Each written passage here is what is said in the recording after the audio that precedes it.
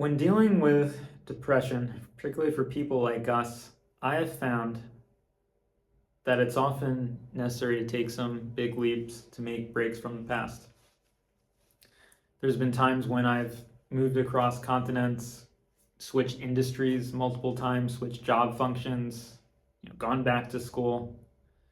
It's necessary to switch things up, and that gives us clarity because as we change perspective, we see things in a different light, and it contributes to our growth. It helps us get out of old patterns. It can help break old patterns. Being around new sets of people. It can be hard, it can be challenging, it can be unsettling, but it can really set a new trajectory. And it's true that, if you're carrying baggage and old patterns, they will reestablish themselves, but you might be able to see those patterns reestablish themselves in a completely different situation. Say I moved from Boston to California, different coast of the country. I saw some of the same patterns pop up in my life, work life, personal life that had popped up on the East Coast, and I started to get an inkling, hey, these are from these underlying patterns, sanskaras, rather than that particular situation. So even if the same thing is cropping up, you're getting additional perspective. It can also, sometimes it helps you feel better. You could be stuck in a situation that isn't good for you. As people who are depressed, again, we could be taken advantage of. We can get into these situations that it feels like a rut we can't get out of. I'm giving you permission here to switch things up, to really change things, change jobs, change relationships, change friends, build your own family with different people who maybe suit your energy now. Again, we're trying to tackle this depression. We need different tools in our arsenal. Sometimes a change is just what's needed. Now, obviously, evaluate it for yourself and don't do things that are too rash, and don't get out of situations that have a lot of positive and supportive things for you. But keep in mind that it may be time, depending on who you are and where you are, maybe time to make a change. Are you stuck in a relationship that hasn't been supportive? Are you with someone you just don't want to see that person again? You don't want to be around them. They make you feel kind of icky. Could be time for a change. There were some times when I was on the East Coast, it was like the whole world was kind of gray. I was just seeing, so I was seeing like these gray brick buildings. I couldn't even see the color red anymore almost. It was like the sun wasn't even shining. I was just trapped in that old stale energy of being in the same place that wasn't quite wild enough for me, wasn't letting me explore. And when I changed, like when I visited Europe or went to the other side of the country or went to India, it's like I was seeing in color again. So new place, fresh energy, new things to connect with. Now in time, that place could also get dull. We can outgrow that new place that we go to, but having such a big change just puts things in contrast. It creates more opportunities for growth. If we're doing the same thing again and again, it makes it harder to grow.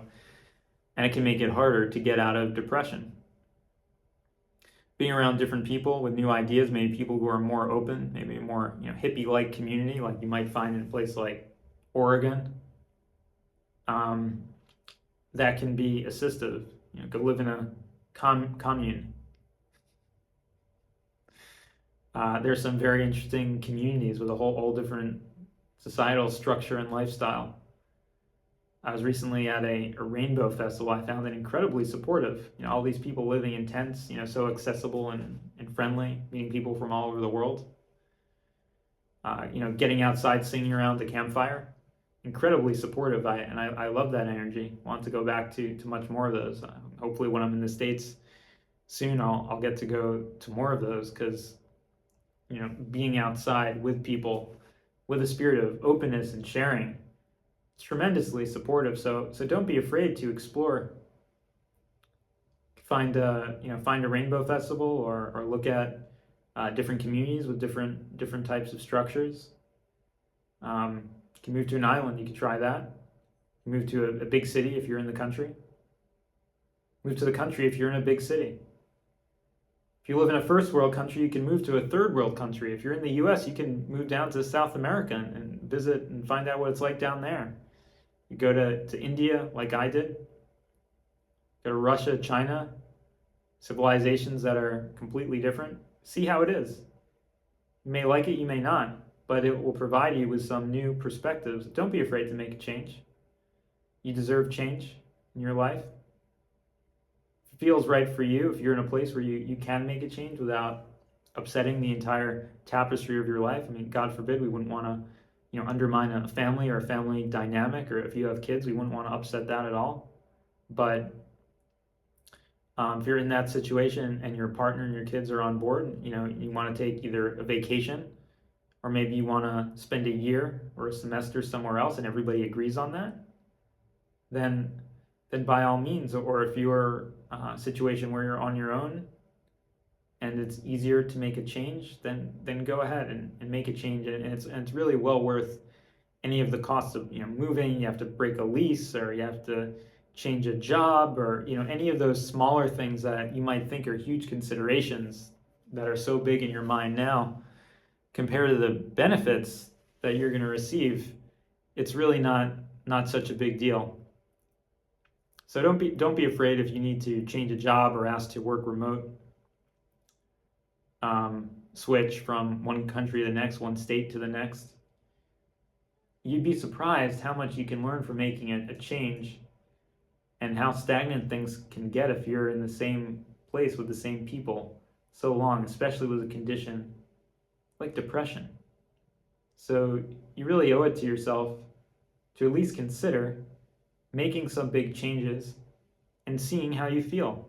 Maybe you want to change your job. Maybe you want to go back for another degree. Maybe you're kind of stuck. Maybe you're not really able to express yourself in the kind of position that you're in. Are you doing just more of a heads down analysis work, and you're not really able to find your voice, not really able to contribute in meetings, go out and meet other people? Maybe you want a career where you can be more engaged, be heard, and be more out there. Or maybe you want something where you're finding a talent or unearthing a talent you didn't know you had. Give yourself the opportunity to do that. Maybe you need to go back to school and retrain. That's okay. I often thought that, I'm too old, or I've gone down this path.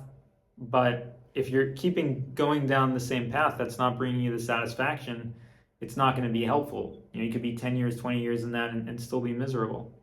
So really take a big picture, really evaluate. I went back to colleges. I had coffee chats with grad students in different departments. I went into labs. I checked it out. I explored what all the different options could be. So think big, think broad. There's nothing holding you back.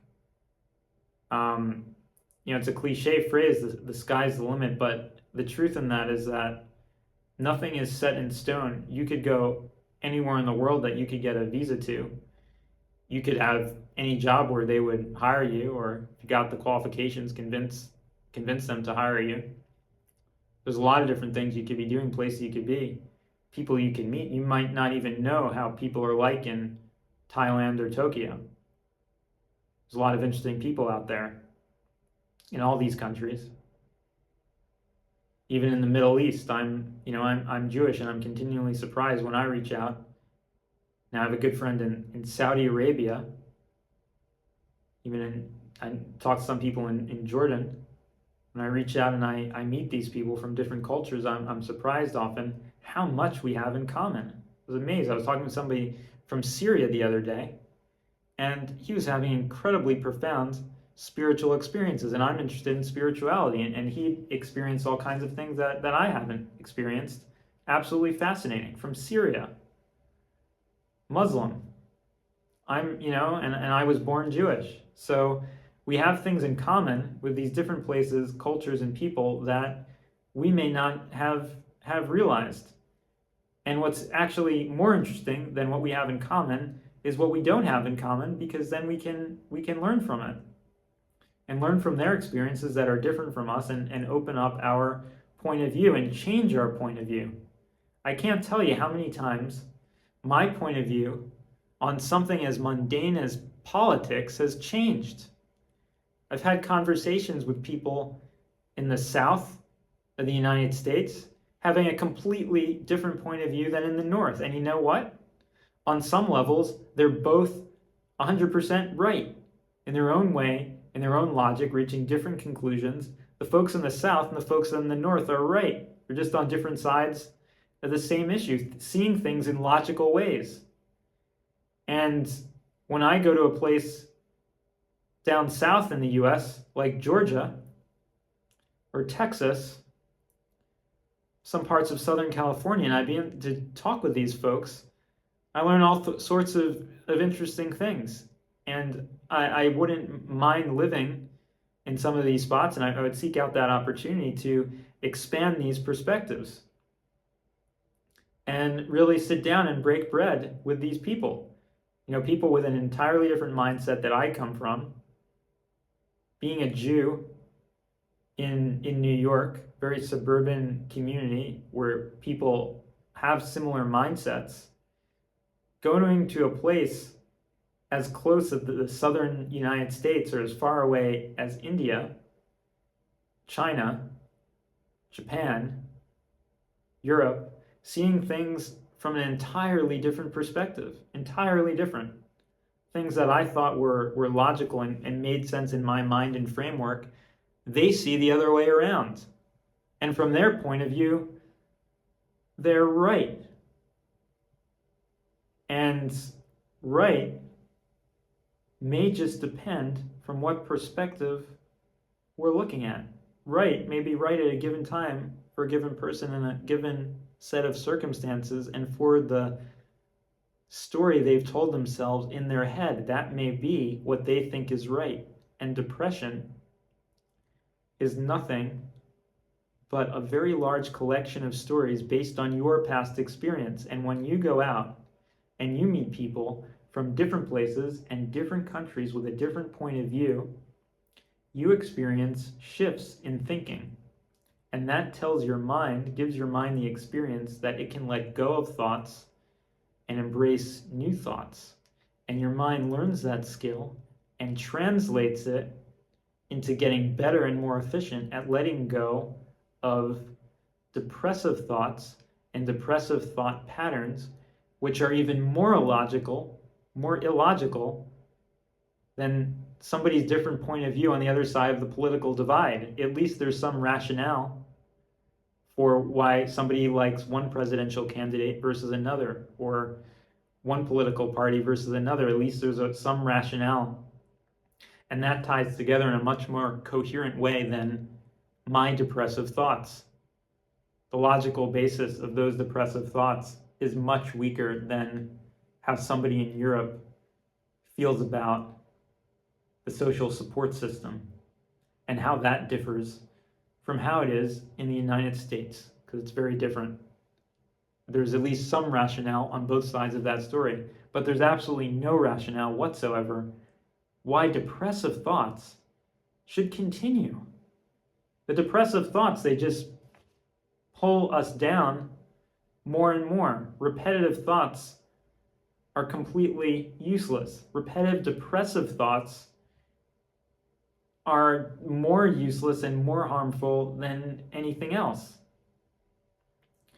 By moving, by meeting new people, exposing ourselves to new things and new ideas, we're training our mind in neuroplasticity, training it to be able to adapt, to be able to change. And that skill, the first place that skill is going to translate, if we're doing the thought pattern dissolve method, or in general, if we're concerned about getting out of our depressive patterns and we're putting our attention on getting out of depression, the first place that skill is going to be applied is, guess where? It's going to be applied to getting yourself out of depression. So go out, explore. If you can't move, meet people who are different from you in your area. When I was living in New York City, there's a Chinatown there, a Koreatown there, little Japan, little India. Could go into Harlem, different culture, a lot of Spanish population. Go out, explore, meet these people, get out of your comfort zone. And you'll find that some of them have some things in common with you, and you'll be looking and hoping for the ones who really see things differently, to really shake things up for you. That's going to be very interesting. That's going to help rejigger some of the thought patterns and cascade and leverage the thought pattern dissolve process. Get out and explore. Be courageous. Enjoy.